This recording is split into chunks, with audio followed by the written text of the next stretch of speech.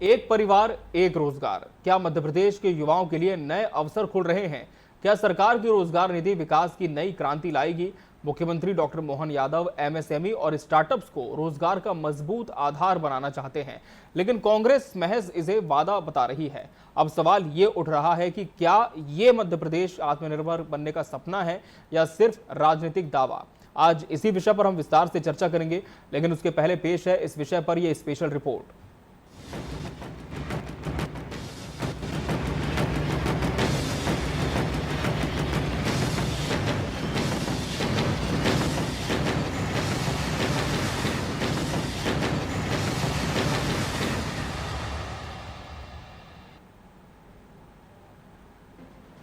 मध्य प्रदेश के मुख्यमंत्री डॉक्टर मोहन यादव निवेशक सम्मेलन, टेक्निकल समिट और एमएसएमई के जरिए प्रदेश को रोजगार के मामले में अव्वल बनाना चाहते हैं।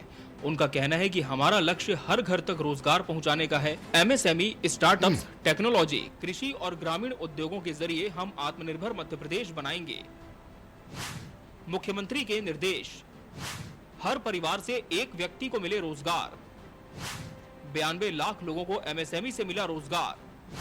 प्रदेश में 5,300 स्टार्टअप्स, जिनमें 2,500 से अधिक महिलाओं के नेतृत्व में। 27 जून को इंदौर में एमएसएमई डे, सितंबर में भोपाल में स्टार्टअप समिट। आप सबको बताने में, खासकर आईटी के क्षेत्र में मध्य प्रदेश ने एक बड़ा कदम उठाया है और ये बताते हुए आनंद भी है। हमने सबने मिलकर के आईटी के क्षेत्र में मध्य प्रदेश को बड़े राज्यों की तुलना में ले जाकर अच्छी स्थान पर खड़ा करने के लिए एक साथ बहुत सारे तरह से काम चालू किया है। 27 तारीख को आईटी सेक्टर की बड़ी इंडस्ट्री कॉन्क्लेव हम करने वाले हैं और आईटी कॉन्क्लेव के माध्यम से हम अपने सभी बच्चों को, खास करके युवाओं को, रोजगार की दिशा में बड़ा काम करेंगे। उम्मीद करेंगे कि जिस प्रकार से हमने industry conclave, regional industry conclave, global industry conclave की है, उसी सिलसिले में ये लगातार पूरे वर्ष के, और ये खासकर ये मध्य प्रदेश ने उद्योग और रोजगार वर्ष इसको घोषित किया, तो रोजगारों को सृजन करने के लिए ये सब बेसिक चीज़ें हैं, इन पे हम काम कर रहे हैं। मैं प्रयास करूँगा कि सारे अधिकतम ऐसे सारी संभावना के क्षेत्र जहाँ हमारी सरकार काम कर सकती है वहाँ हम स्वयं काम करें। पीपीपी मॉडल पे करना तो पीपीपी भी करेंगे, लेकिन हर जगह रोजगार के अवसर बढ़ाने के लिए, राज्य को आगे बढ़ाने के लिए यशस्वी प्रधानमंत्री के नेतृत्व में हम कदम से कदम मिला के चलेंगे। लेकिन कांग्रेस ने इस योजना पर सवाल खड़े किए हैं। कांग्रेस मीडिया विभाग अध्यक्ष डॉक्टर मुकेश नायक का कहना है कि युवाओं को सपने दिखाए जा रहे हैं, लेकिन धरातल पर हकीकत क्या है? उन्होंने कहा, सरकार के पास वेतन देने तक के लिए पैसे नहीं, फिर रोजगार कैसे देगी? प्रदेश कर्ज में डूबा है और नौकरियों के वादे सिर्फ दिखावा है। देश के प्रधानमंत्री मोदी जी ने भी देश की जनता से ये कहा था, हर साल लोगों को 2 करोड़ लोगों को रोजगार देंगे, और पूरे देश के चुनाव अभियान में बीजेपी का ये प्रमुख मुद्दा था। मध्य प्रदेश की सरकार हर महीने लोन लेकर हितग्राही मूलक योजनाओं के पैसे की आपूर्ति कर रही है। लोन लेकर ये कहां से तनख्वाहें देंगे अगर और नई भर्ती करते हैं? तो सरकार कर्ज लेके तो काम चला रही है, और भर्ती करेंगे तो कहां से पैसा आएगा? ये बिल्कुल असत्य कथन कर रहे हैं, अपनी क्षमताओं के बाहर बात कर रहे हैं, और ये बिल्कुल संभव नहीं है जो ये कह रहे हैं। वहीं भाजपा ने कांग्रेस के आरोपों को सिरे से खारिज किया है। भाजपा का कहना है कि हमारी सरकार स्टार्टअप्स और निवेश के जरिए अवसर ला रही है। टेक ग्रोथ कॉन्क्लेव में गूगल, माइक्रोसॉफ्ट जैसी दिग्गज कंपनियां शामिल होंगी। मुख्यमंत्री इन कंपनियों से सीधी बातचीत करेंगे। भाजपा का दावा है कि हम सिर्फ रोजगार की बात नहीं करते, बल्कि अवसर लेकर आते हैं। एक तरफ सरकार आत्मनिर्भर मध्य प्रदेश, हर परिवार में एक रोजगार के दावे के साथ है, दूसरी तरफ विपक्ष सवाल उठा रहा है इस सपने की हकीकत पर। आंकड़े, इरादे और जमीनी सच्चाई सबको परखना जरूरी है। रोजगार सिर्फ राजनीति का मुद्दा नहीं, बल्कि विकास का आधार भी होना चाहिए। Bureau report, TV 24 news.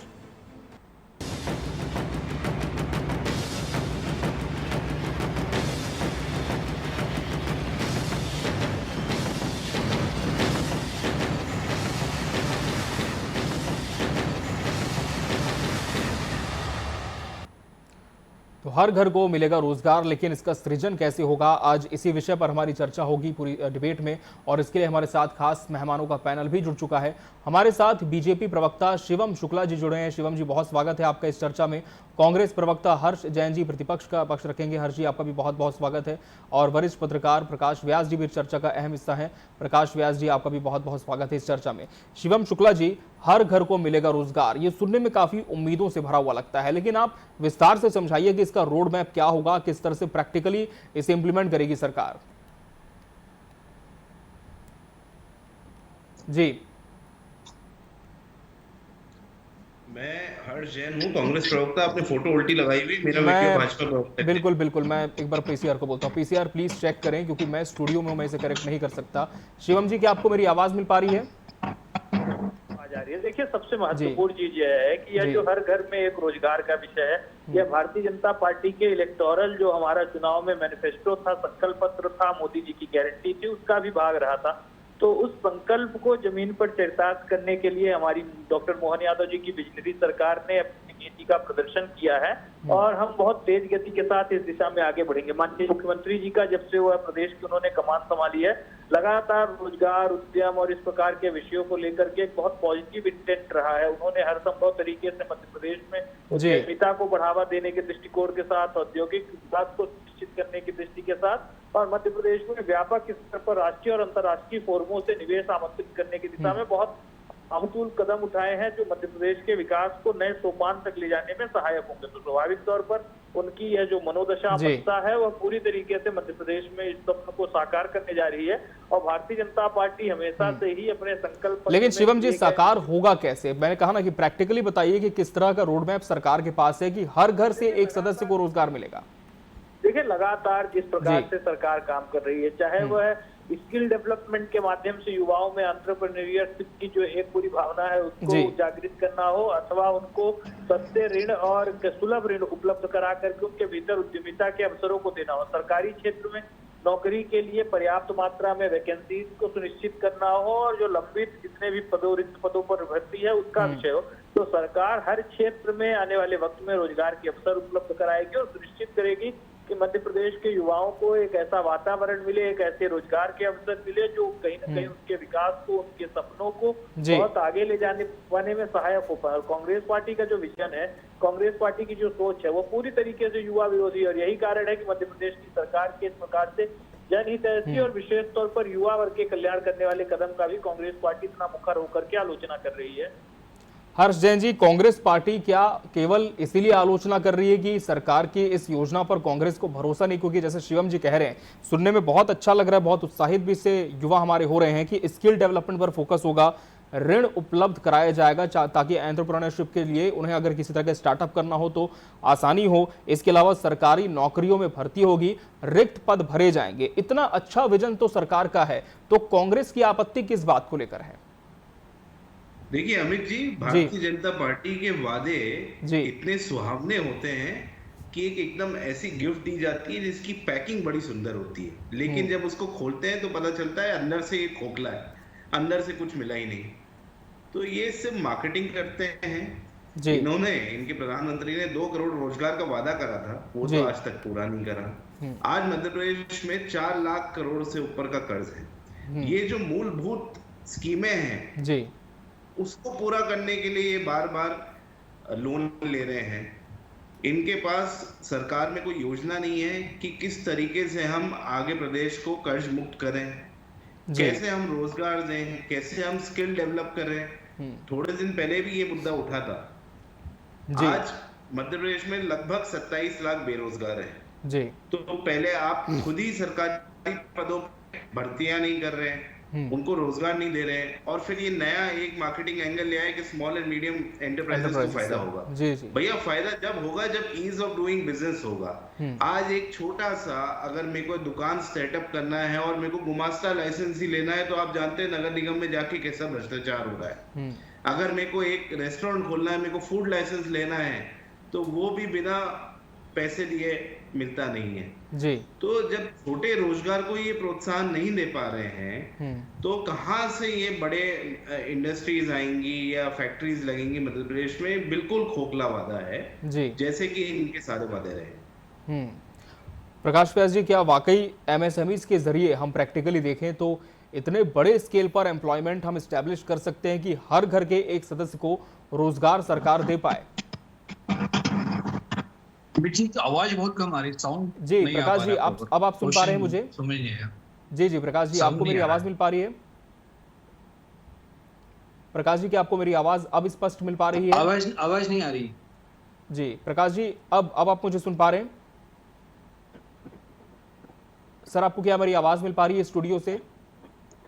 आवाज कंटिन्यू नहीं है, कट कट कर आ रही है, आवाज कट रही है। चलिए, आपसे फिर से हम जुड़ने की कोशिश करते हैं, टीम लगातार चेक कर रही है।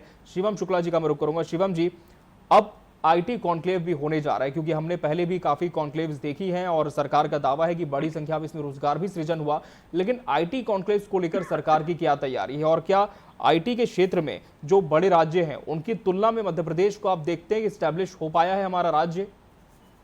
देखिए, मध्य प्रदेश देश के केंद्र में होने की वजह से बहुत सारे उद्योगों के लिए बहुत मुफीद है और स्वाभाविक तौर पर आईटी उनमें से जुड़ा हुआ एक क्षेत्र है।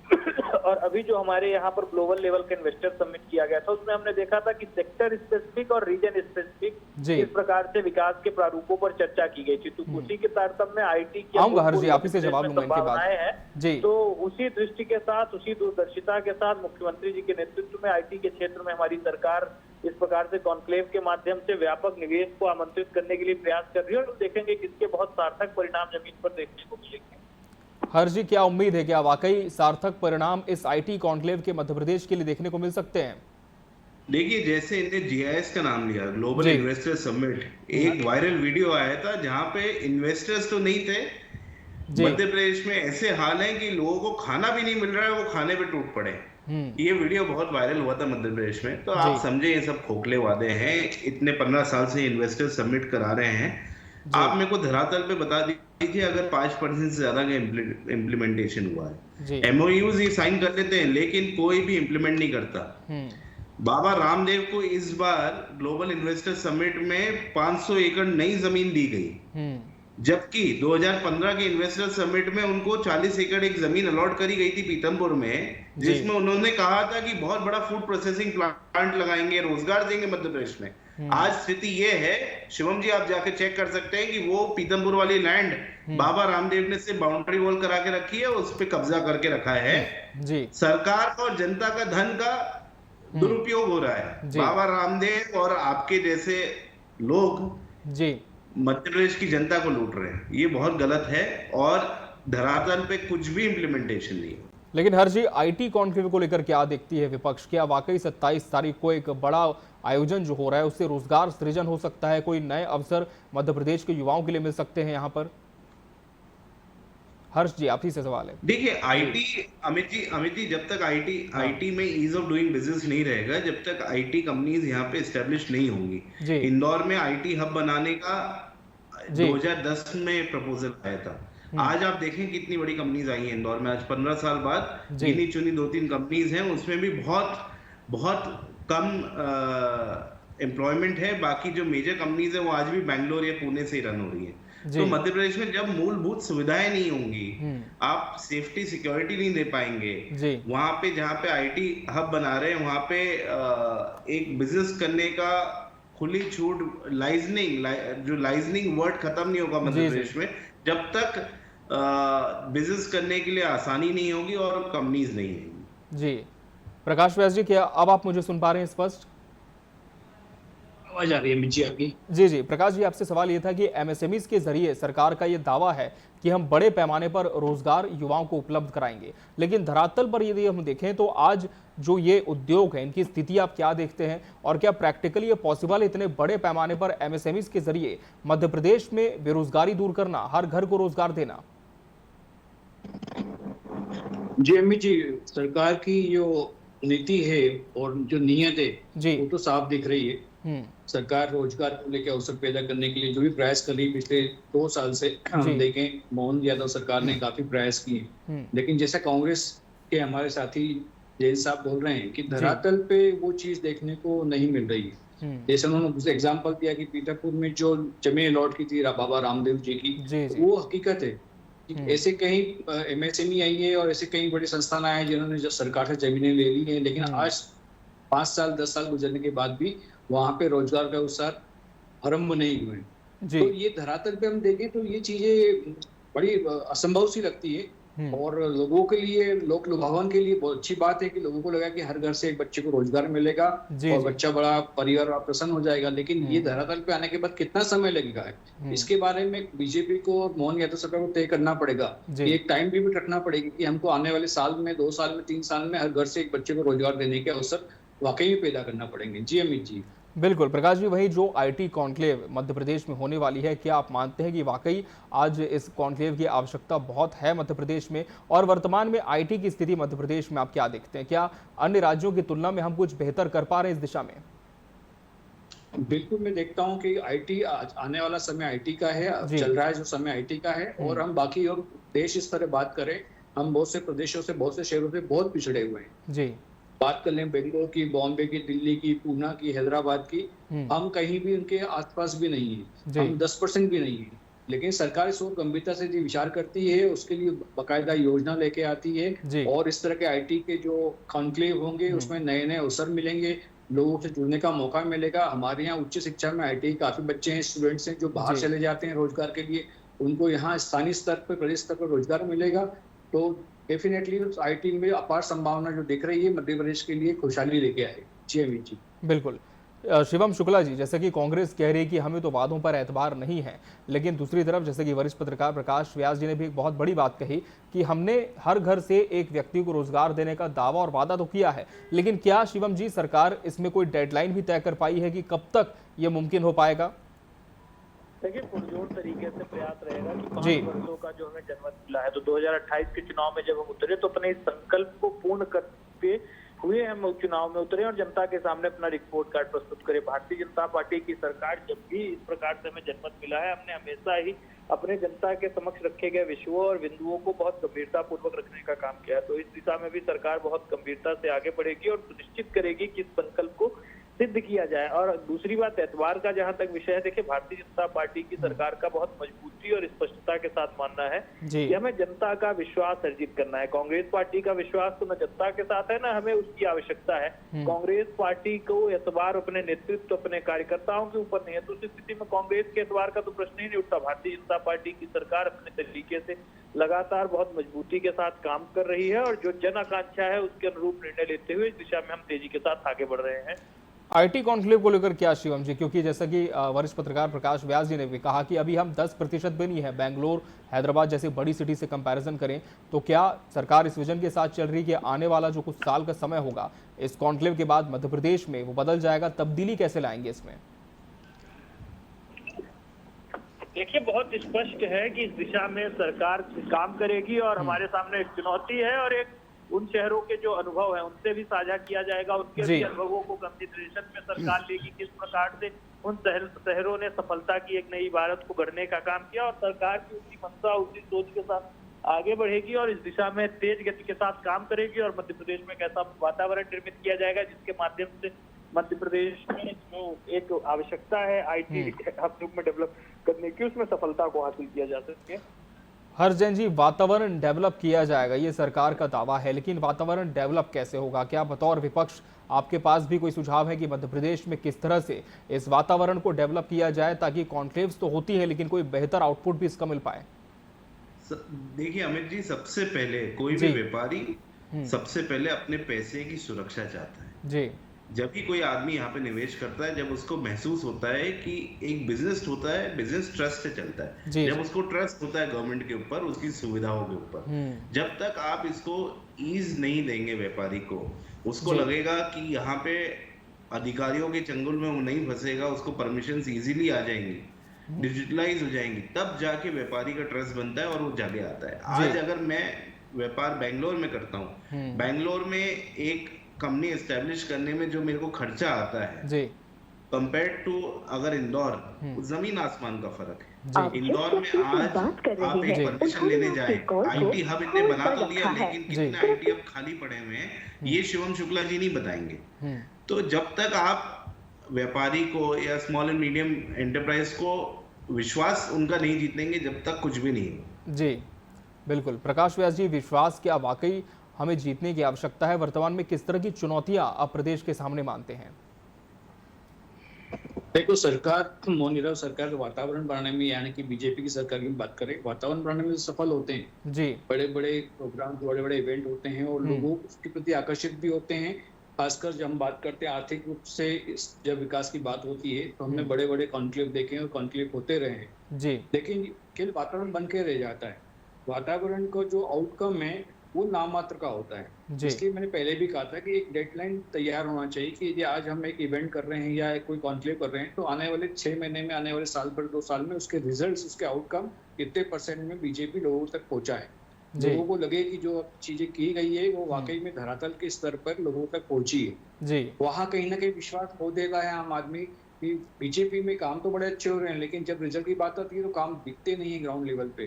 और हमारे कांग्रेस साथी से मैं निवेदन करूंगा कि जो आप चीजें लेके आते हैं उसको जनता तक पहुंचाने के लिए आप पुरजोर विरोध के रूप में सामने आए। वो कांग्रेस कहीं ना कहीं वहां भी सफल नहीं हो पाती है। कांग्रेस को जरूरी है कि जो चीजें कमी है उनको लोगों तक पहुंचाए और जो चीजें इवेंट के रूप में हो रही है उस इवेंट के परिणामों को कहीं ना कहीं वो बीजेपी के सामने खड़ा करें। जी अमित जी। हर्ष जैन जी, निश्चित तौर पर ये बहुत बड़ी भूमिका विपक्ष की भी हो जाती है कि सरकार को एक तरह से वॉच करना कि आप जो दावे कर रहे हैं क्या वो वाकई हकीकत में तब्दील हो पा रहे हैं नहीं। अब मोहन सरकार को जो दावा है कि हर घर से एक व्यक्ति को रोजगार मिलेगा, बहुत बड़ा दावा है और कहीं ना कहीं शिवम जी इस बात को कह भी रहे हैं कि मंशा है पूरा करने की, लेकिन यदि मंशा पूरी नहीं होती है तो क्या विपक्ष भी इस पर कोई बड़ा फैसला ले सकता है मध्य प्रदेश के युवाओं के साथ न्याय करने के लिए? देखिए, भारतीय जनता पार्टी की असलियत ये है कि पहले तो ये रोजगार का वादा करते हैं, उसके बाद कुछ साल बाद जब ये फेल हो जाते हैं तो बोलते हैं कि आप चाय का ठेला खोल लो या पकौड़े बेच लो, वो भी एक रोजगार। अगर वो भी मैं मानता हूँ, मैं उनका मजाक नहीं बनाना कि चाय का बेचने वाला गलत होता है, लेकिन अगर आप उनको वादे कर रहे हैं कि उनको पढ़ाओगे, लिखाओगे, अच्छी नौकरी दोगे, अगर उसको चाय बेचना था तो उसको पढ़ने लिखने की जरूरत क्या थी? ये शिवम शुक्ला जी को बताना चाहिए। अगर भारतीय जनता पार्टी हमेशा युवाओं का छलावा करा है, आज मध्य प्रदेश में 27 लाख युवा इसलिए बेरोजगार है, यहाँ के पीएससी के स्टूडेंट्स इसलिए धरने पे बैठे थे, यही मध्य प्रदेश में हाल है, इसलिए मध्य प्रदेश में सबसे ज्यादा पलायन है, दूसरे प्रदेशों में जा रहे हैं, बॉम्बे जाते हैं, दिल्ली जाते हैं, वहां पे नौकरी पाते हैं। लेकिन हर जी, मेरा सवाल वही था आपसे कि यदि इस बार ये दावा पूरा नहीं होता सरकार का हर घर रोजगार देने का, तो क्या आगे हर्ष जी कांग्रेस की तरफ से पहल होगी कि सरकार पर एक तरह से दबाव हो कि आपने जो वादा किया है वो पूरा तो करिए? अगर ऐसा होता है जी तो इस बार सरकार को जरूर मूंगी खानी पड़ेगी और जवाब देना पड़ेगा युवा, क्योंकि अब युवा पहले जैसा नहीं रहा, युवा समझदार हो गया, सोशल मीडिया का जमाना है, 1 सेकंड में बाहर चीजें चली जाती है। तो अब भारतीय जनता पार्टी का झूठ लंबा नहीं चलेगा।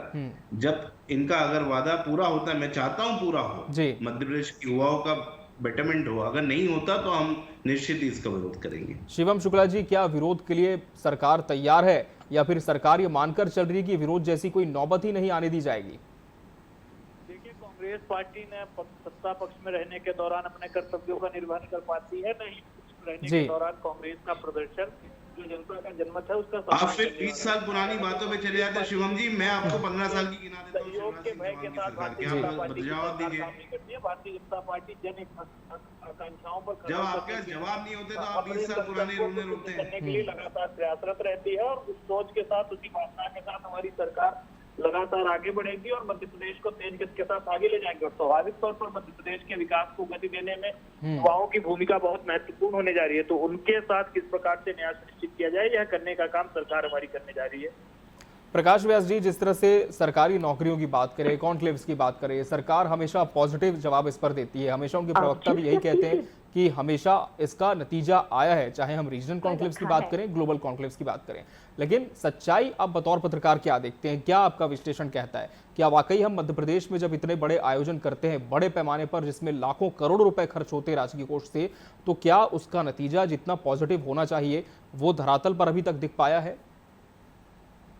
जी अमित जी, देखिए पिछले 20 सालों में या 30 सालों की बात करें तो प्रदेश का विकास हुआ है। प्रदेश का विकास कहाँ हुआ है? प्रदेश का विकास हुआ है, यहाँ की सड़कें अच्छी हुई है, यहाँ पे शिक्षा का स्तर ऊंचा हुआ है, स्कूल और कॉलेज और हॉस्पिटल्स की बात करें वहाँ हमें डेवलपमेंट देखने को मिलता है। स्किलफुल जो लेबर की हम बात करें वो मध्य प्रदेश में काफी बड़े हैं संख्या में। लेकिन साथ साथ जैसे हमारे कांग्रेस प्रवक्ता ने कहा कि 27 लाख बेरोजगार युवक आज मध्य प्रदेश में है, ये आंकड़ा इससे ज्यादा का है। 27 लाख उन्होंने कम बताया, और उसकी वजह से यहाँ पे लोग उच्च शिक्षा के बाद पलायन करते हैं, मध्य प्रदेश से बाहर जाते हैं। यदि मोहन सरकार इस तरह के अवसर पैदा करने के लिए इस तरह कोई प्रयास कर रही है तो सराहनीय है, लेकिन उन प्रयासों का अंतिम परिणाम यदि धरातल पे लाना चाहते हैं तो उनको आंकड़ों में तब्दील करना पड़ेगा कि हमने जो है एमएसएमई के जो 5 या 300 हैं उसको हमें बढ़ा के 10,000 पहुंचा दिए हैं। हमने हर घर के युवा को नहीं, हमने तो 10 घर में से एक युवा को नौकरी दी, उसके आंकड़े प्रस्तुत करना पड़ेंगे। ये करने में बीजेपी सफल होती है तो वाकई में ये सराहनीय प्रयास है, और ये करने में असफल होती है, और असफल होने के बाद यदि वो दूसरा कोई इवेंट करके इसको बुलाना चाहती है और कांग्रेस उसका पुरजोर विरोध नहीं कर पाती है तो ये बड़ा विडंबना का विषय है। जी अमित जी, निश्चित तौर पर अब सरकार का दावा बड़ा है, विजन बड़ा है, लेकिन सिर्फ दावे करने से और विजन बड़ा रखने से इतर हम यही कहेंगे कि मध्य प्रदेश के युवाओं को रोजगार मिले और कहीं ना कहीं उनका जो एक भविष्य है वो मध्य प्रदेश सरकार के हाथ में सुरक्षित हो। सभी युवाओं की यही उम्मीद है, लेकिन देखना होगा कि सरकार किस तरह से इन दावों को हर घर रोजगार देने का पूरा कर पाती है। बहरहाल समय हमारे पास इतना ही था इस चर्चा के लिए। आप सभी मेहमानों का बहुत बहुत धन्यवाद हमसे इसमें जुड़ने के लिए, इसका हिस्सा बनने के लिए। और इसी के साथ बड़ी बहस डिबेट लाइव में मध्य प्रदेश में आज के लिए फिलहाल इतना ही। मुझे और पूरी टीम को दीजिए इजाजत। नमस्कार।